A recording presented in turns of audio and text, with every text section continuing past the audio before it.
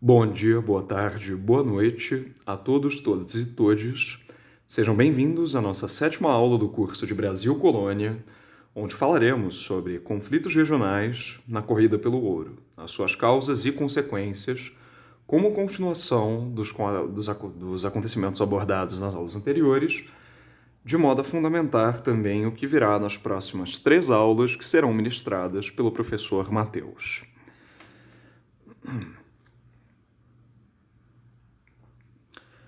Com contextualização, ainda estamos dentro daquele contexto histórico, de interiorização do território, de corrida pelo ouro, de mudança do polo econômico, dentre outras, coisas que vieram junto com esse ciclo do ouro. Pensando na ideia de ciclos econômicos, levando em conta as diversas atividades econômicas que havia no Brasil colônia, desde aquelas voltadas ao pacto colonial até para o mercado interno. A gente tem algumas ao longo da nossa história que se destacam, nesse período de Brasil colonial. O primeiro ciclo sendo, em teoria, o do pau-brasil, o segundo da cana-de-açúcar, e aí o terceiro e quarto, digamos assim, nesse período, seriam o da pecuária e drogas do sertão e o da mineração. Esses dois últimos estão intimamente relacionados, uma vez que um meio que trouxe o outro, para essa coisa para esse destaque, como parte do empreendimento colonial. É justamente a questão do mercado interno, do comércio local e da forma com que, por exemplo, a questão das drogas do sertão e pecuária impulsionaram a ocupação do interior e a proteção contra invasores, que vai levar a um âmbito favorável para a descoberta dos metais preciosos, dos minerais e pedras preciosas, da atividade de mineração, que seria, no caso, o tal grande ciclo. Que, como já foi dito em aulas anteriores, era o que a coroa portuguesa queria a princípio. Era esse o seu primeiro e principal objetivo, com a questão da colonização, da conquista e ocupação de território na sua América Portuguesa. Agora que finalmente alcançam esse objetivo, essa atividade vai se tornar de destaque. E ocorrida na região das Minas Gerais, vai atrair muitos portugueses e colonos para o interior, tendo enorme relevância para a metrópole no século XVIII, sobretudo, mas já começando no século XVII de modo um pouco tímido, mais ou menos próximo ali da metade desse século, por volta de 1650. Modificando muitas decisões administrativas da metrópole, principalmente uma vez que o país entra nesse contexto de governo pombalino. Tudo bem que eu já estou indo um pouquinho à frente, e já adiantando algumas coisas que a gente vai ver um pouco mais tarde, mas é sempre bom já deixar esse foreshadowing para que a gente tenha isso como foco. É sempre bom reforçar.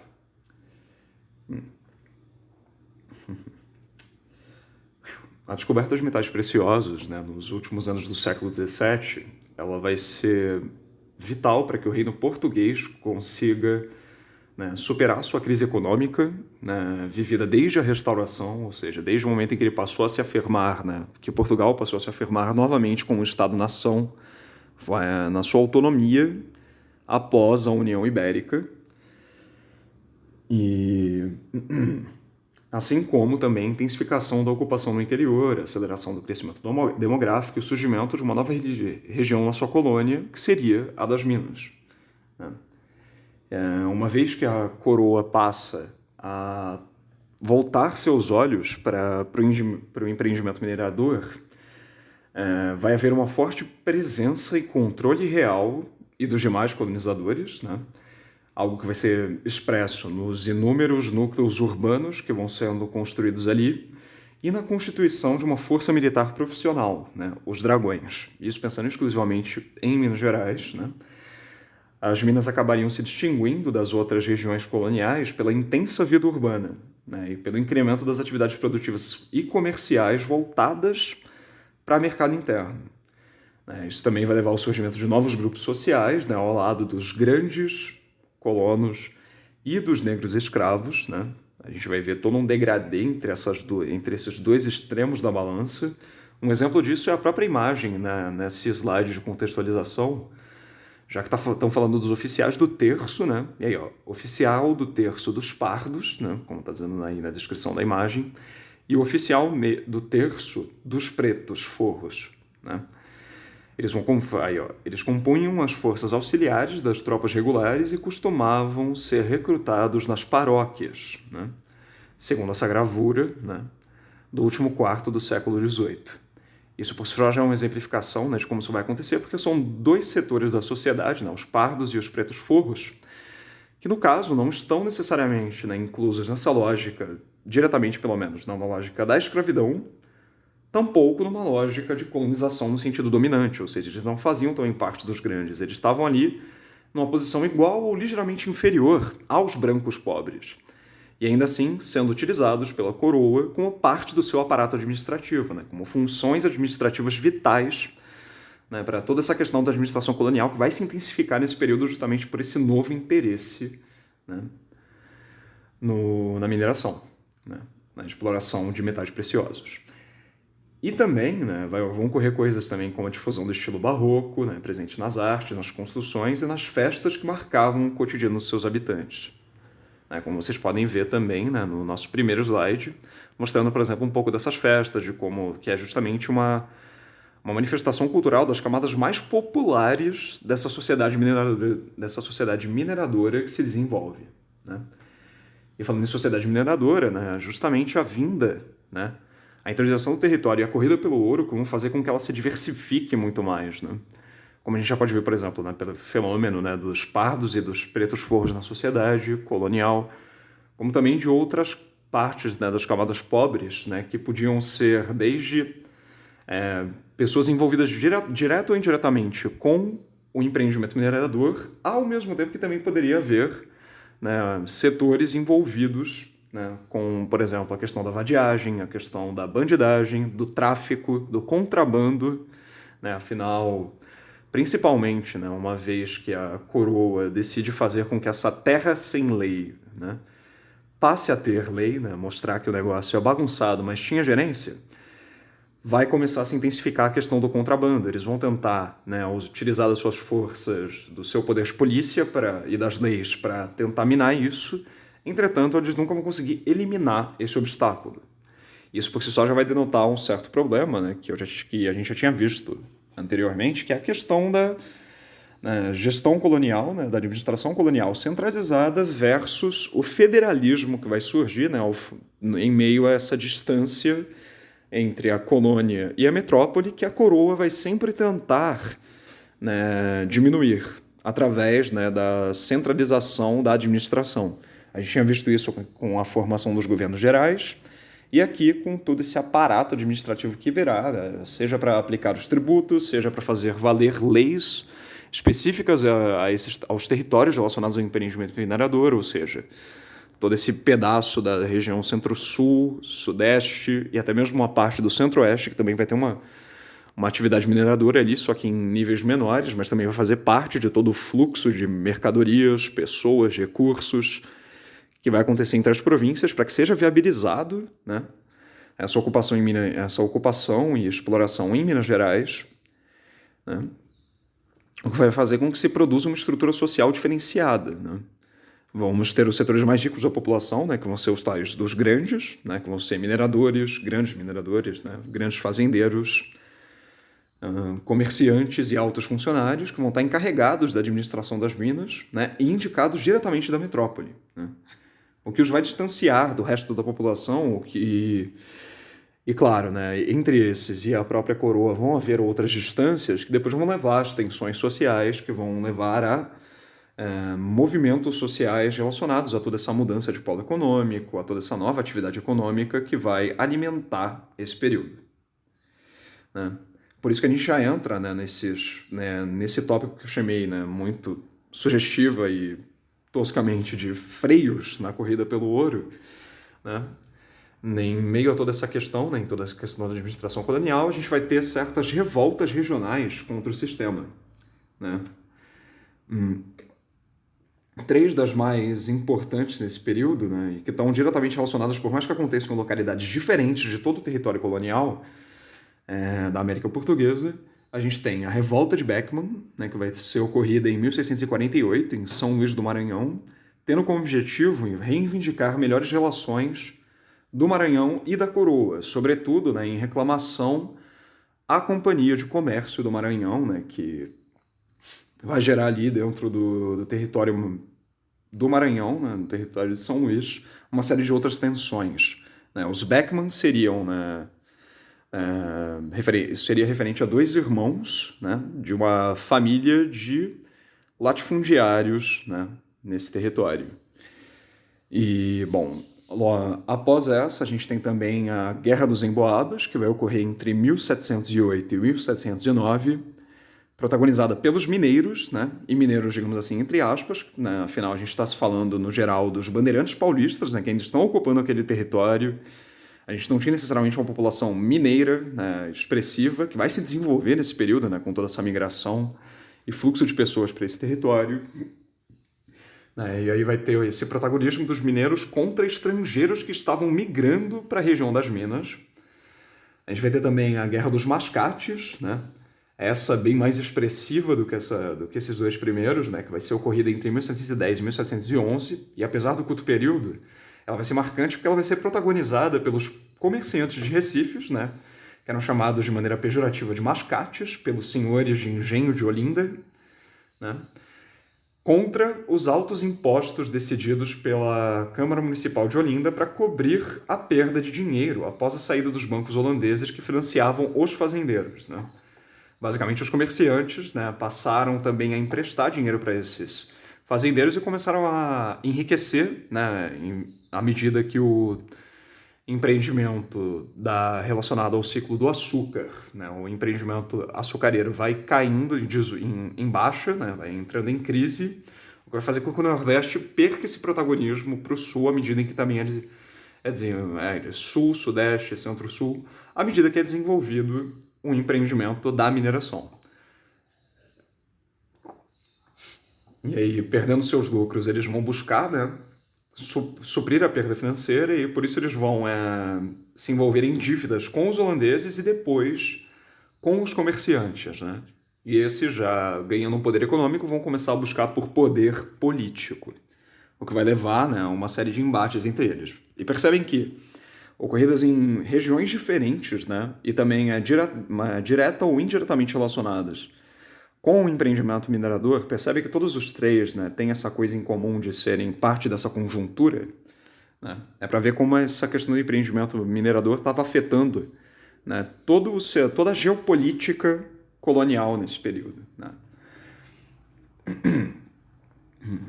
Tanto que depois isso vai culminar, né, isso vai acabar levando, né, a mudanças na interiorização da colônia, né, à medida em que com toda essa nova ocupação na região do Sul e Sudeste, o Norte e o Nordeste perde um pouco desse foco, o que vai levar a essas tensões sociais.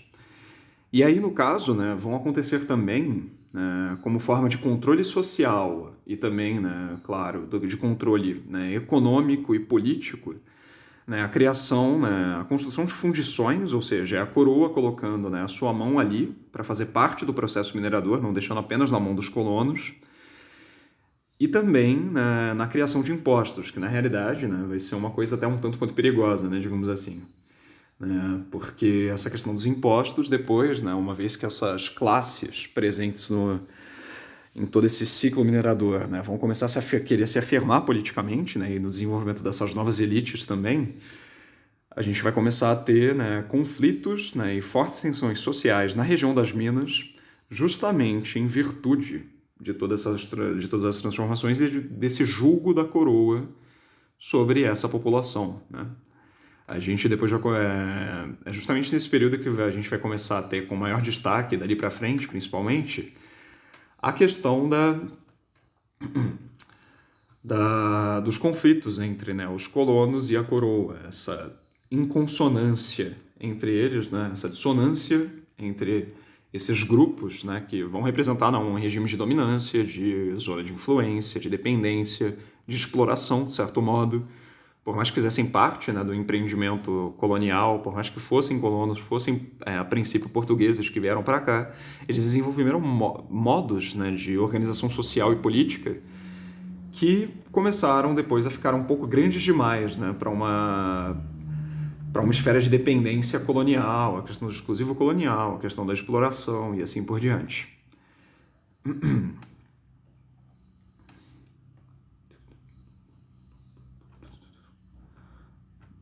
Um exemplo disso, né, de como essa interferência da coroa vai se dar, a gente vai ter, por exemplo, né, a questão da intendência. Né? Assim, a intendência vai ser um cargo administrativo que vai ter atribuições que independiam das outras autoridades coloniais, né, só prestando contas e obediências ao governo da metrópole.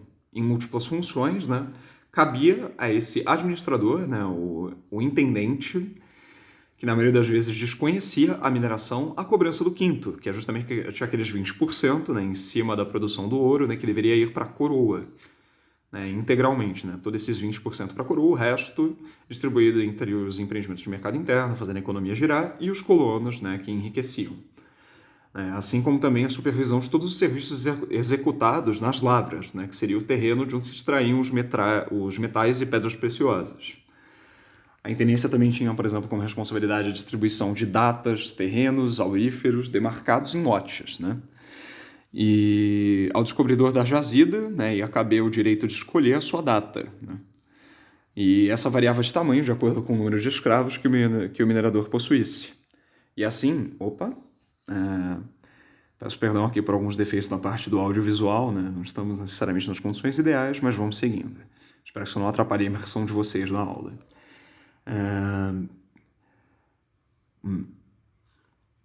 E assim, né, a partir desse número de escravos, eram dadas 2 braças quadradas por escravo. Né? Braça quadrada, no caso, seria, né, uma antiga unidade de medida diária equivalente a pouco menos de 5 metros quadrados, né? Mais especificamente 4 metros e 84 centímetros quadrados. E eram dados, né, 2 braças quadradas por escravo até no máximo de 30. E esse sistema de distribuição era excludente, né, porque privilegiava os indivíduos de maiores posses. Né? Quem fosse proprietário de um maior número de cativos teria uma data maior, ou seja, uma área maior para se explorar. E aí, onde houvesse a extração de ouro, criava-se uma intendência, né, cuja atribuição com o tempo reduzia-se, né, passou a se reduzir a cobrar o quinto e fiscalizar os descaminhos do ouro, ou seja, o tráfico, atividade para a qual eles estavam bem aparelhados. Né?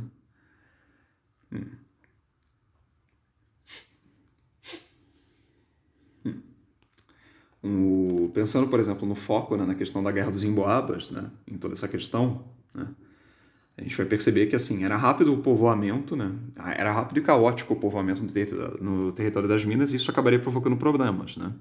Afinal, não era fácil chegar àquela área, o que tornava o abastecimento, né, que vinha de longe, bastante complexo. Né.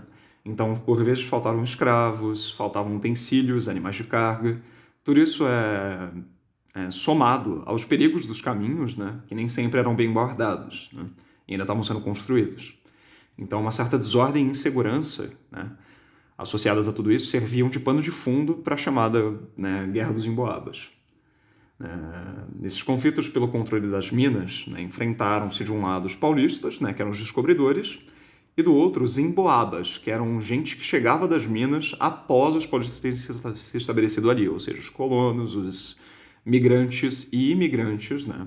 Afinal, tinha gente que vinha de outros territórios da colônia, como também da própria Portugal. E quando eu falo territórios da colônia, territórios da América Portuguesa, do Brasil colonial. E outros interesses também tiveram em jogo, né? Em um território onde a autoridade real queria se fixar rápida e definitivamente, né? E também tinha uma disputa, né, pelo monopólio do comércio de gêneros. Né? Isso, por exemplo, nessa disputa, né, ou seja, uma disputa pela posse ou direito ou privilégio exclusivo sobre, né, o comércio de gêneros, por exemplo, acabava gerando desentendimento entre os habitantes das minas, né, que queriam garantir o abastecimento dos arraiais. A coroa, né, que acabava impondo taxas sobre toda a mercadoria que entrasse nas minas, ou seja, não era só sobre a questão do ouro, acabava enfrentando problemas também para reprimir alguns emboabas que contrabandeavam gêneros alimentícios. Olha só como que a situação está se delineando, né? E isso vai levar a um sangrento conflito em que o medo, as traições e as vinganças pontuavam como poder, sabe, como poderosa artilharia ao lado de pistolas, facas, setas. Então, sabe, tudo isso estava. Já estamos falando aí de conflitos políticos, sociais, bastante complexos já nesse território. Essa efervescência, né, na urbanização e na ocupação do território vai levar também a uma efervescência dessas questões sociais. Tudo vai acontecer muito rápido. Tanto que o conflito vai terminar em 1709 com a expulsão dos paulistas da área, abrindo possibilidade para a ação da coroa portuguesa naquele território. E aí sim se formaria a região das Minas. Né? E aí depois vão começar o crescimento e também a regimentalização dos núcleos urbanos, ou seja, a urbanização vai passar a ser minimamente controlada, né, dentro das possibilidades da coroa, dentro das possibilidades do que eles podiam fazer em termos de administração. Né? Afinal, precisava se confirmar urgentemente a autoridade real na região, né?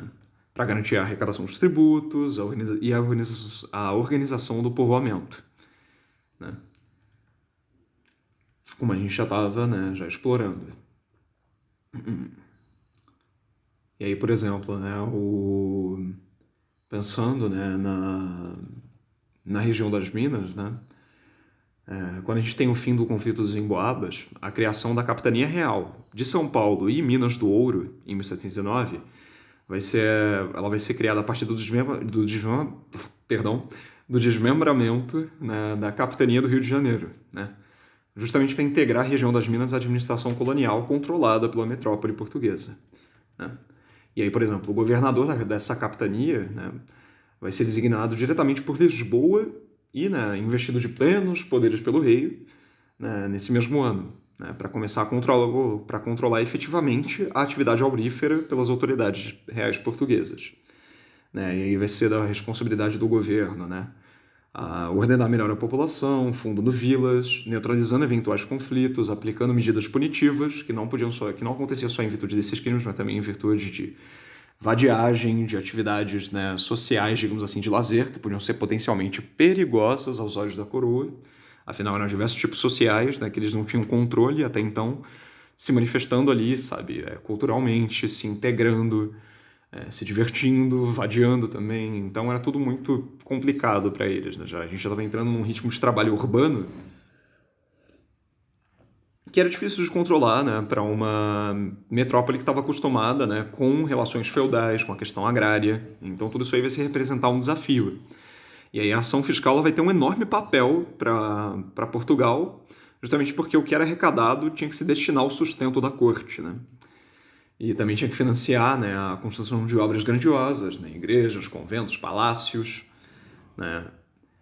E aí também era usada para pagar as inúmeras dívidas contraídas, principalmente com a Inglaterra. Né? Vamos lembrar que as relações, né, firmadas desde o século XII entre a Inglaterra e Portugal sempre vão apresentar um caráter, digamos assim, de dominância, né, de desigualdade. Né? Vai ser meio unilateral em prol da Inglaterra, justamente por ela já ser, né, um reino muito mais desenvolvido que Portugal já desde aquele período. Mesmo com esse crescimento, né, de Portugal, né, gerado pela colonização e pelo seu pioneirismo nisso, né, junto com a Espanha, ainda assim ela vai ter sérios problemas com isso que vão se manifestar depois, né, principalmente já no Brasil Império, né, já no Brasil pós-período joanino, só que isso aí já é, claro, um assunto para um outro curso, né, digamos assim. Então é necessário fiscalizar, né, o que não era nada fácil, né, já que estava tudo no interior da coroa, da colônia, né, um território que era cercado por serras e matas, por mais que começasse a ver com urbanização, eles se aproveitavam, né, os contrabandistas das áreas, né, não tão exploradas, né, justamente para, como fala, para se deslocar entre as regiões, né, da exploração aurífera para, né, contrabandear, seja os gêneros alimentícios, seja o ouro. Então é necessário, né, uma mão forte, né, atuando ali. E aí isso vai se dar, né, também, né, na forma de urbanização, né, através da construção de prédios, né, que serviam para fazer valer a administração colonial, né, prédios públicos, né, como a gente chamaria hoje, né, pensando em órgãos, né, órgãos, ministérios, esse tipo de coisa, né, claro que aqui em escala muito menor. Tanto que a instalação das casas de fundição, né, vão ser ordenadas, né, pelo rei de Portugal, subordinadas à intendência, lá que a gente já tinha mencionado, e aí, através delas, todo o ouro extraído em pó e em pepitas seria fundido e quintado, ou seja, retirado os 20% correspondentes ao quinto real. E aí as barras obtidas elas eram cunhadas, né, sendo comprovante, né, do pagamento do tributo e devolvidas ao portador acompanhadas de um certificado de origem, confirmando o cumprimento das formalidades legais. Né. Uma coisa que a gente pode ver aqui, ó, no slide seguinte, isso aqui, né, o prédio onde funciona hoje o Museu Municipal do Iguape, né, em São Paulo, era uma casa de fundição, lá em meados do século XVII ainda. Então, ó, a gente está pensando que isso vai acontecer mais no século XVIII, mas já no século XVII já havia. Né? Tudo bem que essa, claro, é uma fotografia recente já do edifício utilizado para outras coisas. Mas você vê pela forma tímida desse prédio. Né? Então, assim, era um prédio administrativo, era uma coisa que meio que era ponta, né, sabe? Como que fala? Tecnologia de ponta, né, pensando em administração, em política, na região, mas você vê como era tímido essa construção. Era justamente porque, por mais que houvesse uma urbanização, ainda era tudo muito rústico nesse período. E o estabelecimento dessas casas de fundição não vai ser bem aceito pela população.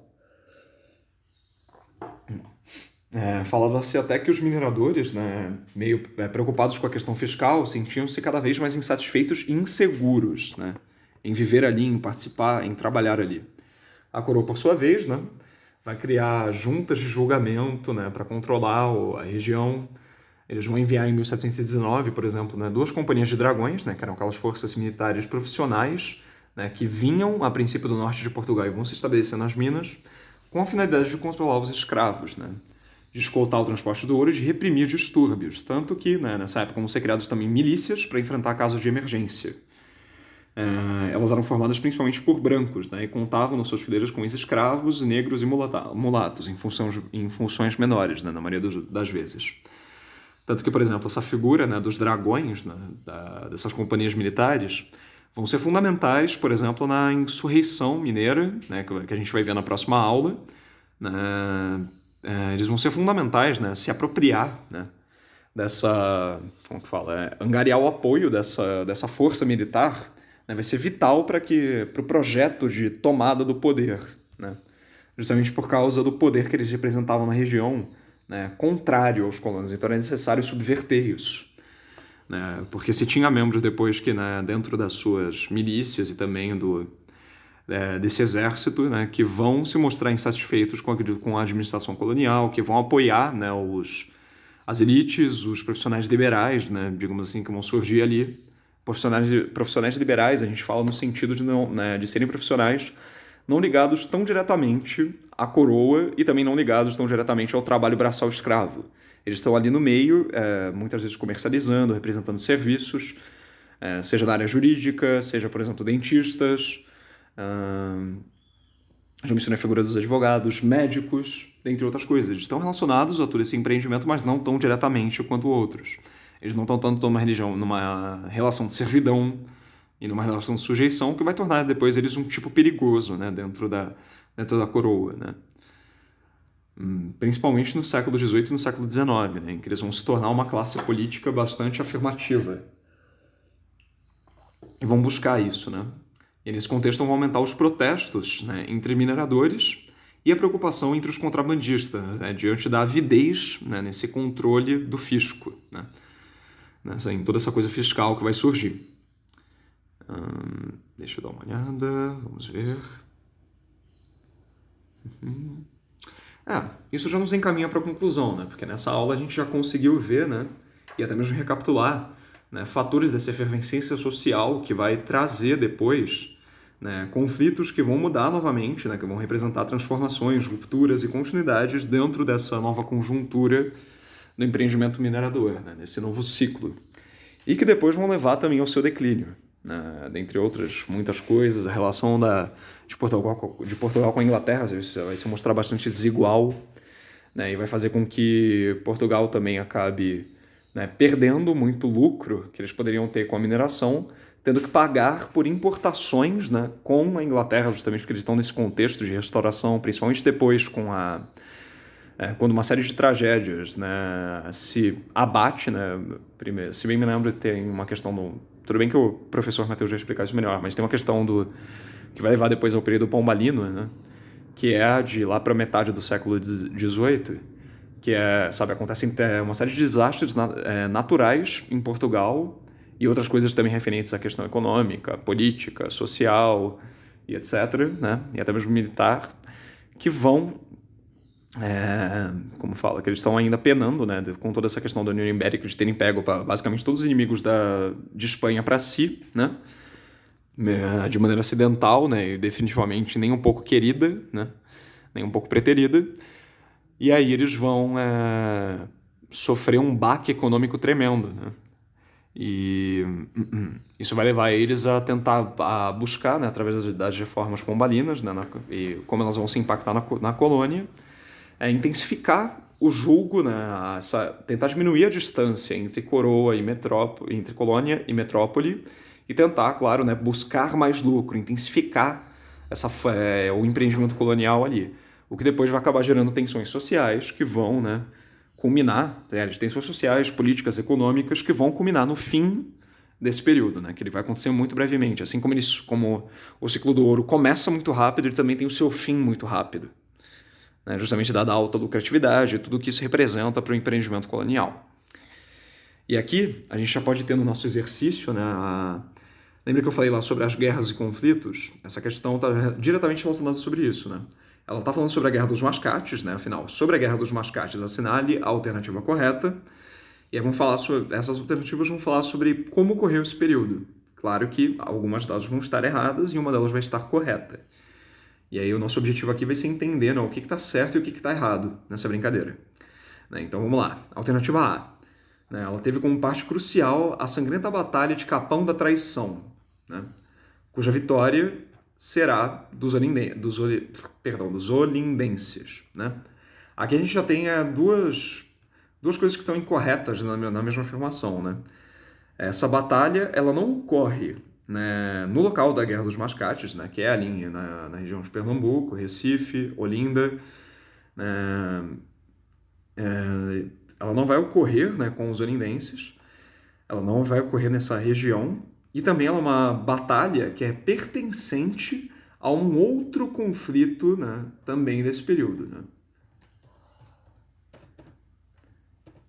E vocês conseguem adivinhar de qual que ele é? Né? É justamente um dos que nós falamos ao longo dessa aula.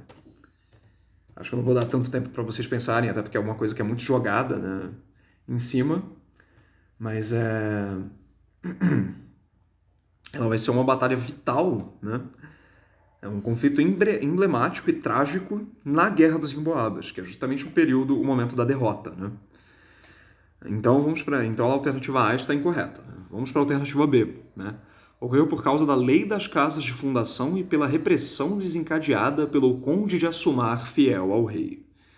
Na realidade, se a gente procurar por Lei das Casas de Fundição, a gente não vai encontrar muita coisa, porque no caso a gente está falando de coisas muito específicas, né? De leis muito específicas. E essa questão da repressão, ela estaria relacionada a uma questão do contexto das minas, né? Algo que ainda já não tinha ocorrido sob essa forma, né? Isso vai ocorrer talvez um pouco mais para frente sob um outro nome, como vocês vão ver. Então, descarta B, e aí vocês vão entender. E aí, vamos lá para C. C, né? A Guerra dos Mascates resultou na expulsão dos jesuítas por advogarem contra a escravidão indígena em Recife e Olinda. Pois é, além da gente não ter falado nada disso, né, dessa forma, nessas aulas, né, e principalmente nesta aula, essa questão da expulsão dos jesuítas vai vir mais tarde, né, assim, de um modo mais expressivo, vai vir durante o período pombalino, e de um modo não tão expressivo, ela também ocorre um pouco antes, logo no começo, na região do Sudeste, né, sobretudo em São Paulo, que vai ser isso que a gente também teve em aulas anteriores, que é aquele acontecimento que é a botada dos padres para fora. E também é uma coisa também muito temporária, né? Já no caso das reformas pombalinas, vai ser uma expulsão mais duradoura e mais efetiva, também se aplicando a outros territórios, né? Não só a região sudeste, centro-sul ali. Então, C também está incorreta, né?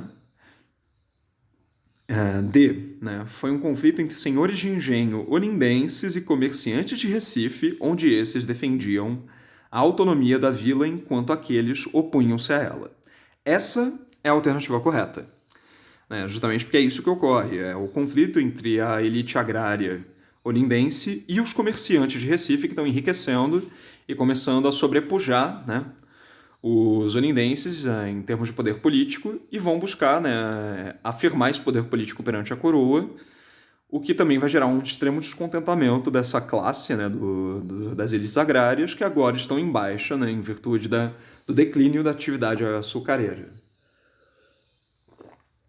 E da agroexportação como um todo, né, pensando no empreendimento açucareiro, né, esse ciclo do açúcar. E aí, né, foi um conflito desferrado por Manuel e Thomas Beckmann, grandes latifundiários de Recife. Não, ela está incorreta, claro, né, afinal a gente já apontou a correta. E por que ela está incorreta? Porque, Beckmann, ela está falando justamente da revolta de Beckmann. Não está falando da Guerra dos Mascates, percebem? Então, gente, com isso, nós chegamos ao fim dessa aula, e na próxima aula a gente vai explorar mais pra frente como essas tensões sociais, né, desenvolvidas pela administração colonial nas Minas, vão se dar. Então é isso, nos vemos na próxima aula.